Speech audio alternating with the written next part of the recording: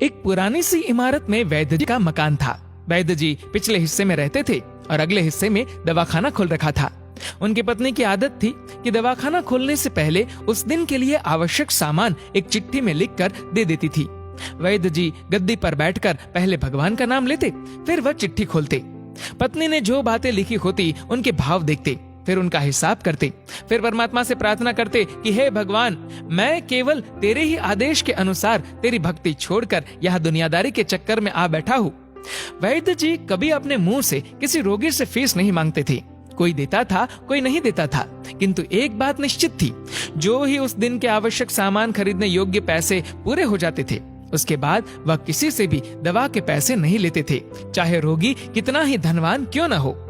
एक दिन वैद्य जी ने दवाखाना खोला।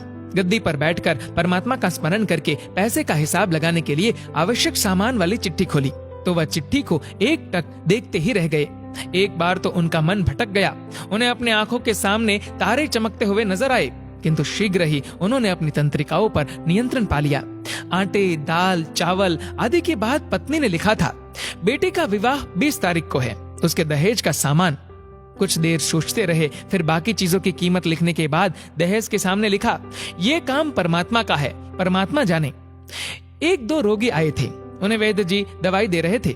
इसी दौरान एक बड़ी सी कार उनके दवाखाने के सामने आकर रुकी। वैद्य जी ने कोई खास तवज्जो नहीं दी, क्योंकि कई कारों वाले उनके पास आते रहते थे। दोनों मरीज दवाई लेकर चले गए। वह सूटेड बूटेड साहब कार से बाहर निकले और नमस्ते करके बेंच पर बैठ गए। वैद्य जी ने कहा कि अगर आपको अपने लिए दवा लेनी है तो इधर स्टूल पर आइए, ताकि आपकी नाड़ी देख लूं, और अगर किसी रोगी की दवाई लेकर जाना है तो बीमारी की स्थिति का वर्णन करे। वह साहब कहने लगे, वैद्य जी, आपने मुझे पहचाना नहीं। मेरा नाम कृष्णलाल है, लेकिन आप मुझे पहचान भी कैसे सकते हैं, क्योंकि मैं 15-16 साल बाद आपके दवाखाने पर आया हूँ। आपको पिछली मुलाकात का हाल सुनाता हूँ, फिर आपको सारी बात याद आ जाएगी। जब मैं पहली बार यहाँ आया था तो मैं खुद नहीं आया था, अपितु ईश्वर मुझे आपके पास ले आया था, क्योंकि ईश्वर ने मुझ पर कृपा की थी और वह मेरा घर आबाद करना चाहता था। हुआ इस तरह था कि मैं कार से अपने पैतृक घर जा रहा था। बिल्कुल आपके दवाखाने के सामने हमारी कार पंचर हो गई। ड्राइवर कार का पहिया उतारकर पंक्चर लगवाने चला गया। आपने देखा कि गर्मी में मैं कार के पास खड़ा था, तो आप मेरे पास आए और दवाखाने की ओर इशारा किया और कहा कि इधर आकर कुर्सी पर बैठ जाए। अंधा क्या चाहे 2 आंखें, और कुर्सी पर आकर बैठ गया। ड्राइवर ने कुछ ज्यादा ही देर लगा दी थी। एक छोटी सी बच्ची भी यहाँ आपकी मेज के पास खड़ी थी और बार बार कह रही थी, चलो ना बाबा, मुझे भूख लगी है। आप उससे कह रहे थे कि बेटी थोड़ा धीरज धरो, चलते हैं। मैं ये सोचकर कि इतनी देर से आपके पास बैठा था और मेरे ही कारण आप खाना खाने भी नहीं जा रहे थे, मुझे कोई दवाई खरीद लेनी चाहिए ताकि आप मेरे बैठने का भार महसूस न करें। मैंने कहा, वैद्य जी, मैं पिछले 5 से 6 साल से इंग्लैंड में रहकर कारोबार कर रहा हूँ। इंग्लैंड जाने से पहले मेरी शादी हो गई थी, लेकिन अब तक बच्चे के सुख से वंचित हूँ। यहाँ भी इलाज कराया और वहाँ इंग्लैंड में भी, लेकिन किस्मत ने निराशा के सिवा और कुछ नहीं दिया। आपने कहा था, मेरे भाई, भगवान से निराश न हो। याद रखो कि उसके कोष में किसी चीज की कोई कमी नहीं है। आस, औलाद, धन, इज्जत, सुख, दुख, जीवन, मृत्यु, सब कुछ उसी के हाथ में है। ये किसी वैद्य या डॉक्टर के हाथ में नहीं होता और न ही किसी दवा में होता है। जो कुछ होना होता है वह सब भगवान के आदेश से ही होता है। औलाद देनी है तो उसी ने देनी है। मुझे याद है आप बातें करते जा रहे थे और साथ साथ पुड़िया भी बनाते जा रहे थे। सभी दवा आपने 2 भागों में विभाजित कर दी, अलग अलग लिफाफों में डाली थी और फिर मुझसे पूछकर आपने एक लिफाफे पर मेरा और दूसरे पर मेरी पत्नी का नाम लिखकर दवा उपयोग करने का तरीका बताया था। मैंने तब बेदिली से वह दवाई ले ली थी, क्योंकि मैं सिर्फ कुछ पैसे आपको देना चाहता था। लेकिन जब दवा लेने के बाद मैंने पैसे पूछे तो आपने कहा था, बस ठीक है। मैंने जोर डाला तो आपने कहा कि आज का खाता बंद हो गया है। मैंने कहा, मुझे आपकी बात समझ नहीं आई। इसी दौरान वहाँ एक और आदमी आया। उसने हमारी चर्चा सुनकर मुझे बताया कि खाता बंद होने का मतलब ये है कि आज के घरेलू खर्च के लिए जितनी राशि वैद्य जी ने भगवान से मांगी थी वह ईश्वर ने उन्हें दे दी है। अधिक पैसे वे नहीं ले सकते। मैं कुछ हैरान हुआ और कुछ दिल में लज्जित भी कि मेरे विचार कितने निम्न थे और ये सरल चित्त वैद्य कितना महान है।